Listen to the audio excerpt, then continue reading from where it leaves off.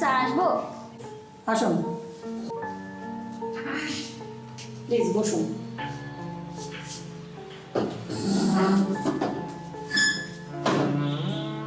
আপনি কি সত্যি জবটা করবেন?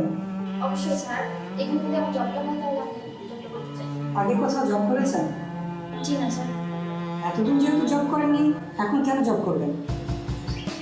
স্যার আমার জবটা খুবই দরকার ছিল, কেন দরকার? কারণ আমার খুবই ফ্যামিলি ক্রাইসিস চলতেছে। ফ্যামিলির প্রয়োজন মেটানোর জন্য এই জব করা ছাড়া অন্য বিকল্প আর কোনো উপায় নেই। আপনার তো এত অর্থ কষ্ট হওয়ার কারণ নেই। কি বলেন স্যার? অর্থ কষ্ট কি মানুষের ইচ্ছেতে হয়?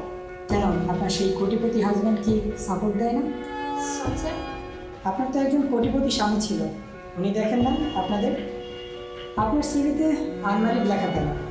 আমি যতদূর জানি আপনি বিবাহিত। স্যার আমি আগে বিবাহিত ছিলাম, এখন আমি ডিভোর্সি। স্যার আপনি কি করে জানেন? সাইকুল সাহেব কি খুব বেশি ঠকিয়েছেন আপনাকে? স্যার আপনি তাকে কিভাবে চিনেন? কে আপনি? আর আমার ব্যাপারে এত কিছু কিভাবে জানেন? আপনি কি সাইকেল করেছিলেন? আমি আমিন, তোমার ব্রেকআপ প্রেমিক। তুমি এখানে? সরি, আপনি এখানে? এটা আমার অফিস, ছোটখাটো একটা বিজনেস দাঁড় করিয়েছি নিজের চেষ্টায়। আচ্ছা, সাইকুল সাহেবকে কেন ছেড়ে দিলেন?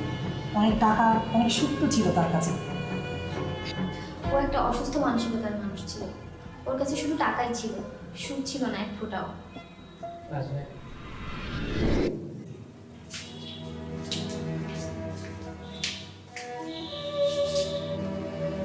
কি ব্যাপার, বাসায় মদের বোতল কেন? বাসায় আমার বন্ধু আসছিল। ও এটা তো মেয়েদের চুল আসে কোথা থেকে? মেয়েদের চুল, ওটা তোমারই চুল। তাই? আমার চুল? কই, আমার চুল তো কোনো কালার করা নাই, এটা তো কালার করা চুল। ও আই সি, আমার বন্ধুর সাথে বান্ধবী ছিল, হয়তো ওর বান্ধবীর। বাহ, তোমার বন্ধু বাসায় মদ নিয়ে আসে, বান্ধবী নিয়ে আসে, আর তুমি সেগুলো প্রশ্রয় দাও কেন?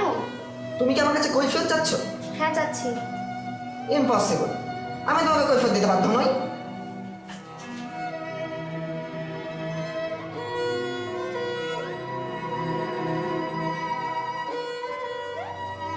হ্যালো, বাসায় আছে, আমি দেখছি, পরে কথা বলছি।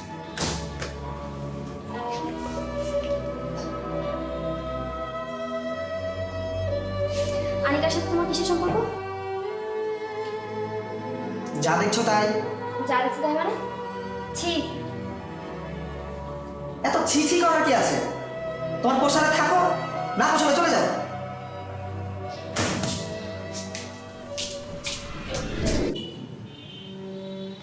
আমি সেদিন বাড়ি থেকে বের হয়ে গিয়েছিলাম, অথচ ও আমাকে একবারও আটকায়নি। খুবই দুঃখজনক। চলে যাও।